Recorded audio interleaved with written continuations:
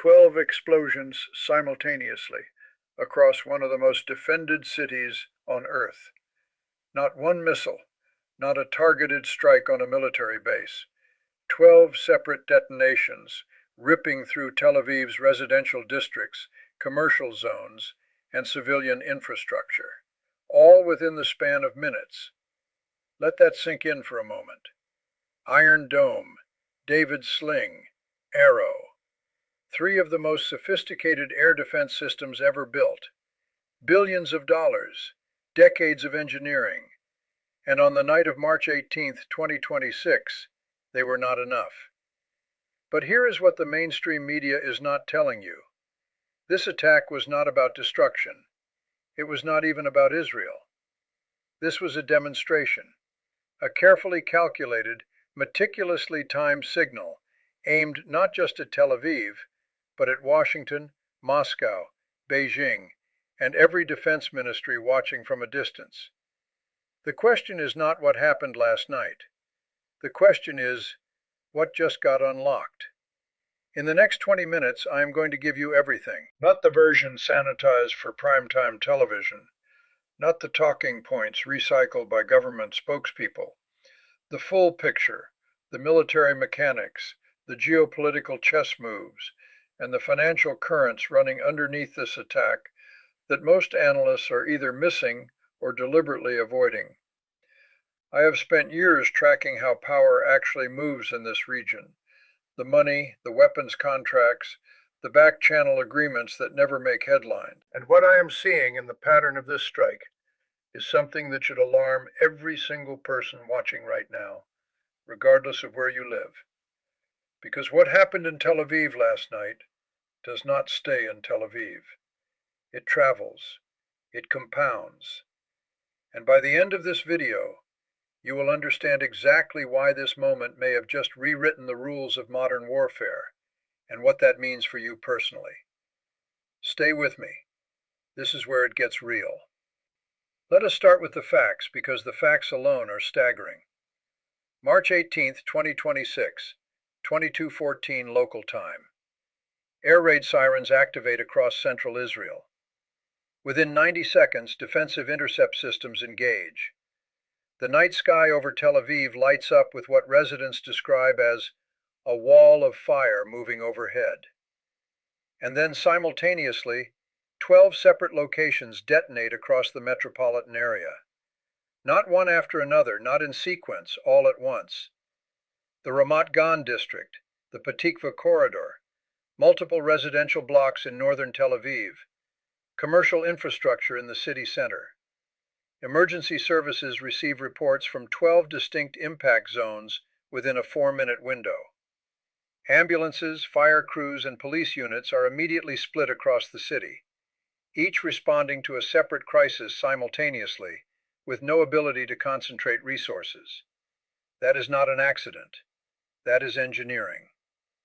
Now let us talk about the weapon, because this is where the mainstream coverage goes completely shallow. What Iran deployed on March 18th was not a conventional ballistic missile with a single warhead.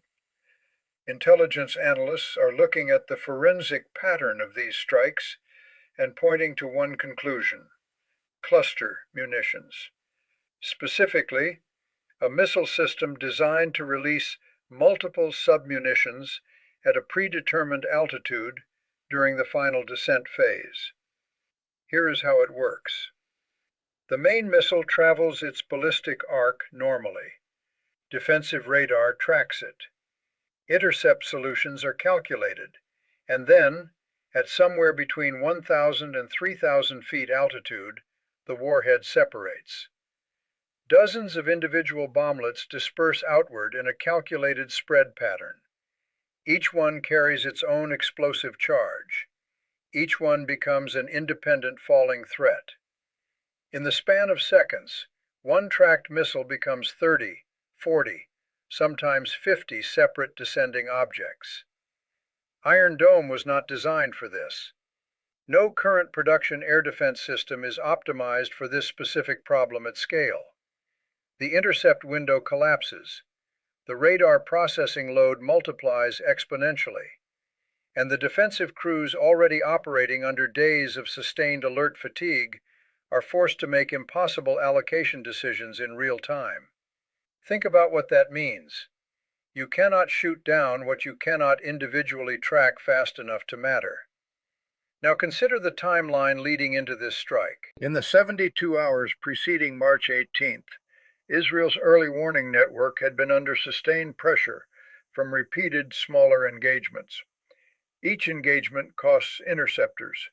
Each interceptor costs approximately $50,000 to $150,000 per unit, depending on the system deployed. After 72 hours of continuous engagement, defensive stockpiles are drawn down. Response crews are fatigued. Radar operators are processing information overload. Iran did not stumble into this timing. Analysts examining the operational pattern are noting what appears to be a deliberate sequencing. Exhaust the defenses first, then introduce the weapon that exploits the exhaustion.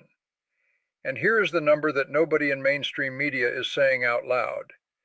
This is the first confirmed large-scale cluster munition deployment against a major urban center with an active layered air defense network in history. There is no historical precedent for what defensive planners are now being asked to solve. The receipts are on the table. The pattern is undeniable. So the question becomes, why this weapon? Why this city? And why right now? This is where most analysts stop. They describe the weapon. They count the explosions. They interview the survivors. And they completely miss the point. Because if you only look at what happened, you will never understand why it happened. And if you do not understand why, you cannot see what is coming next. So let us go 3 layers deep. Layer 1, the military layer. Iran was not trying to win. Iran was trying to learn. Every serious military strategist understands a concept called a live environment test. You do not deploy a new tactical doctrine in your most critical engagement. You deploy it in a controlled escalation scenario, one where the stakes are high enough to generate real defensive responses, but contained enough that failure does not collapse your entire strategic position. March 18th was not a maximum effort strike. If Iran wanted to cause catastrophic damage to Tel Aviv, the volume of munitions deployed would have been significantly larger. What analysts are observing instead is a calibrated deployment. Enough cluster munitions to generate genuine defensive overwhelm, but not so many that the operation becomes an unambiguous act of total war. Intelligence analysts are looking at this pattern and asking a specific question. What was Iran actually measuring? The answer, if this hypothesis holds, is terrifying in its precision. They were measuring Iron Dome's response latency to submunition separation. They were measuring how Israeli radar networks allocate tracking priority when target count multiplies suddenly. They were measuring intercept success rates under fatigue conditions after sustained prior engagement. In other words, they were collecting data, and that data has a destination. If Iran or any of its regional proxies ever needs to execute a genuinely maximum effort strike, they now possess real-world performance benchmarks on the most advanced air defense network ever deployed. Let that sink in for a moment. Layer 2, the geopolitical layer. Follow the silence. Within 6 hours of the March 18th strike, 3 things did not happen. The United States did not issue an Emergency Security Council resolution.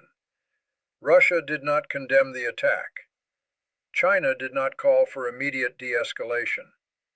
In geopolitics, silence is never accidental. Silence is a position. Think about who benefits from a sustained, grinding, resource-exhausting conflict between Iran and Israel that stops just short of full regional war. Russia benefits.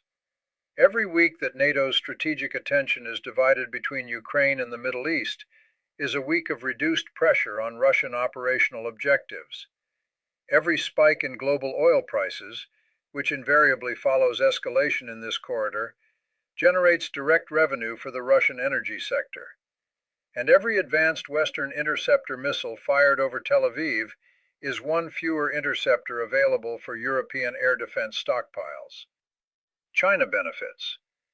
Beijing has been methodically positioning itself as the alternative security guarantor for Gulf states increasingly skeptical of American reliability.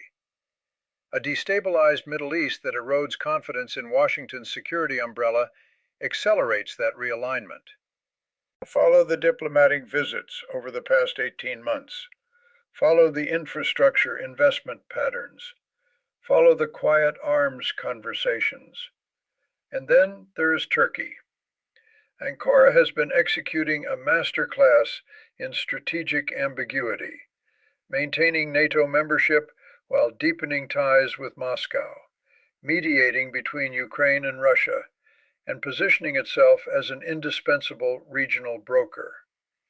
A prolonged Iran-Israel confrontation creates precisely the power vacuum that Turkish regional influence is designed to fill.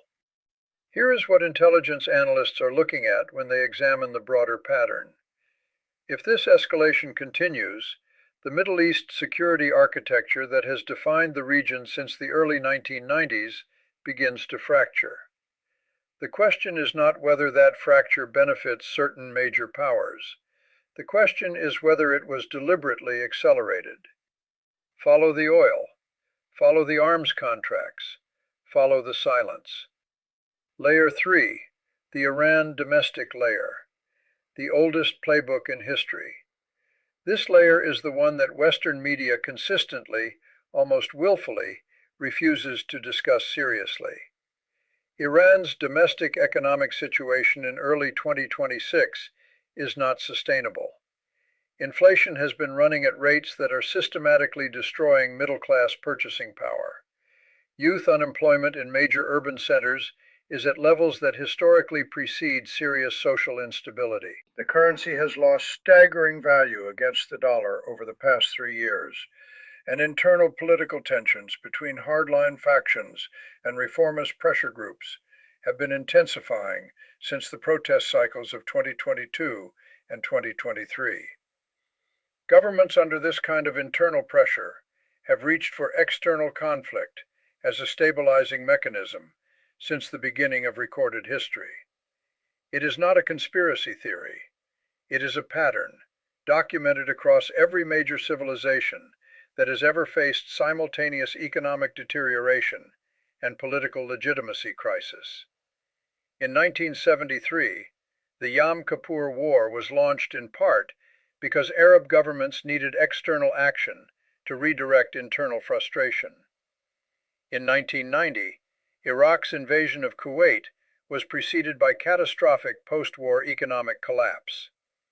In 2003, external threat narratives were used domestically on multiple sides of the conflict to consolidate political support.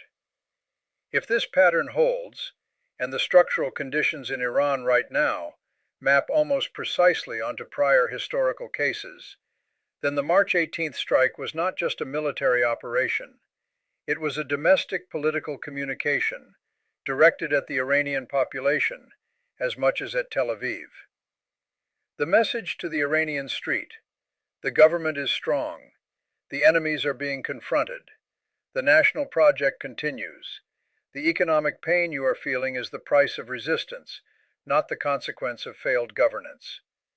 This is the oldest playbook in the history of power, and it is working exactly as designed.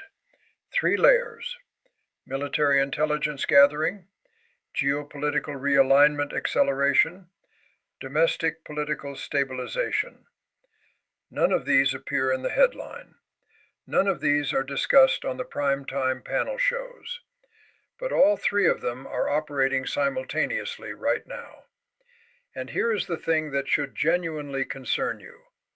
When 3 separate strategic logics all converge on the same action, when the same event simultaneously serves military, geopolitical, and domestic political objectives for multiple actors, that event does not de-escalate easily. It has too many stakeholders invested in its continuation. Which brings us to the part of this story that affects you directly. You are watching explosions over Tel Aviv on your screen right now and thinking, this is a Middle East problem. This is a regional conflict. This does not touch my life.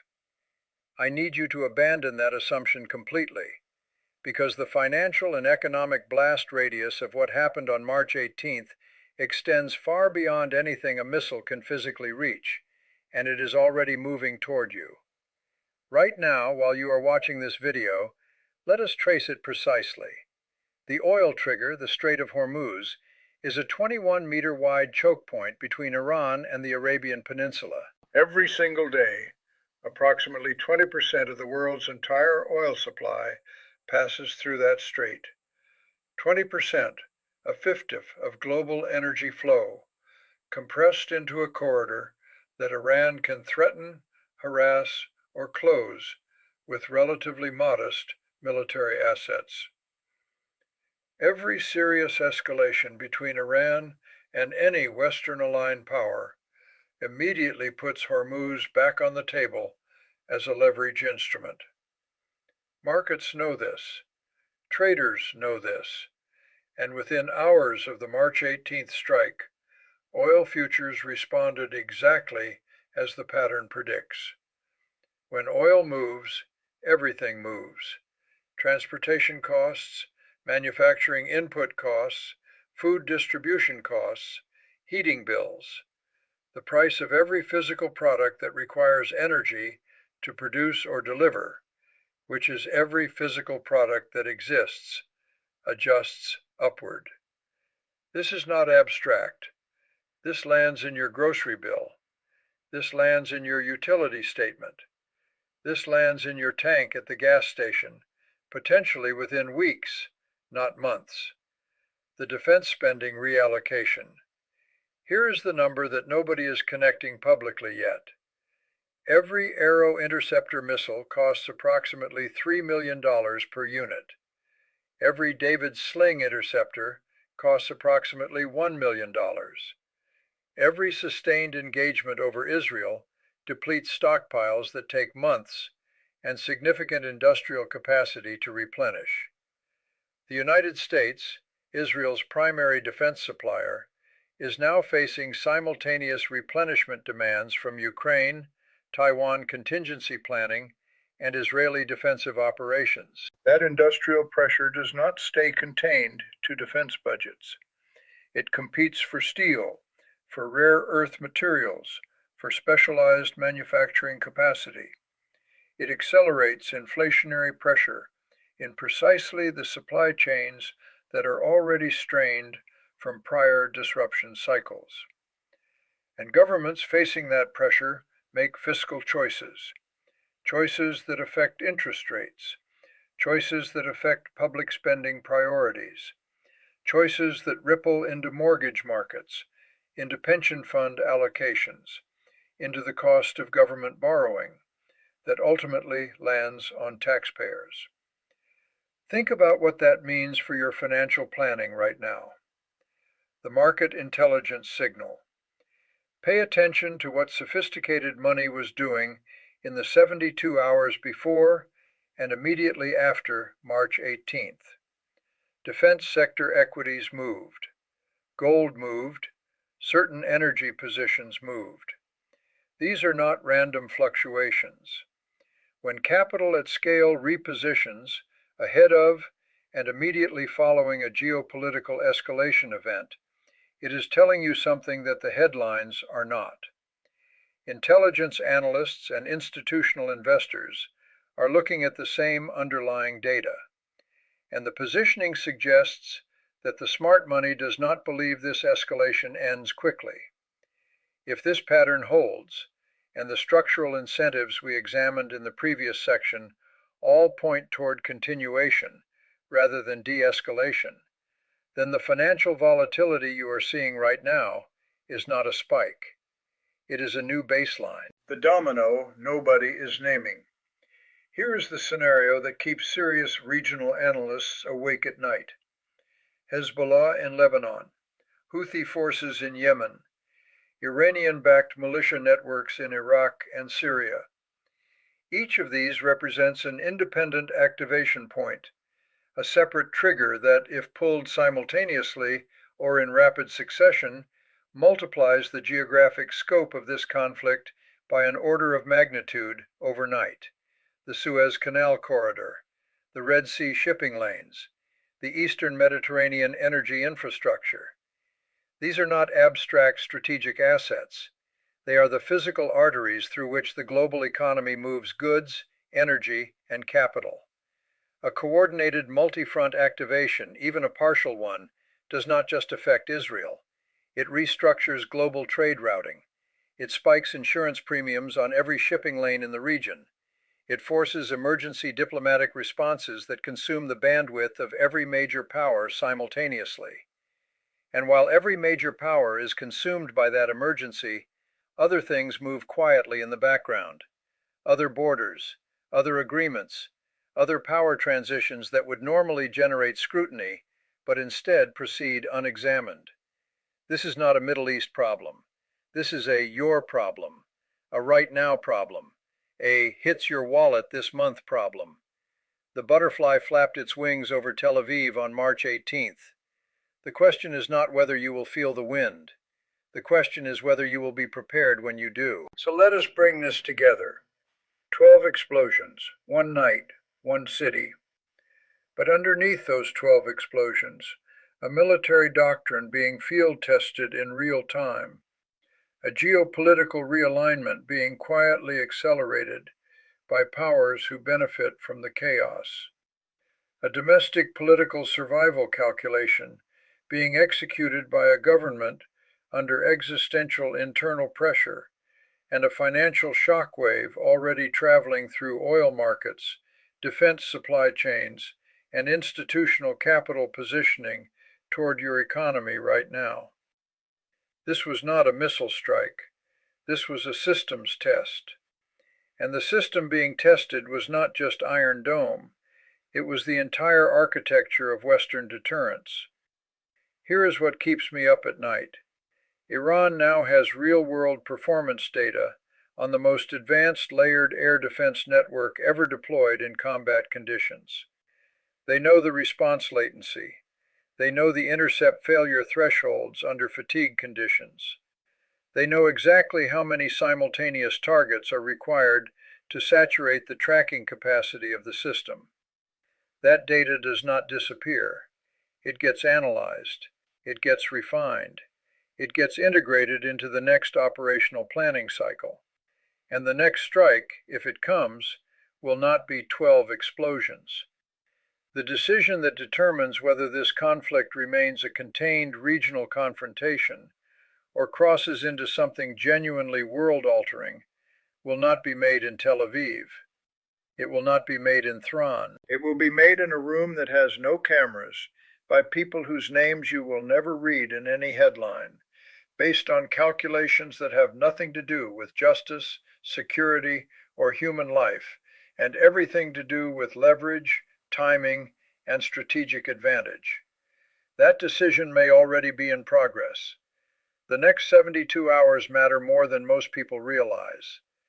The next diplomatic signal from Washington, the next unusual military movement in the Gulf, the next unexplained shift in energy futures.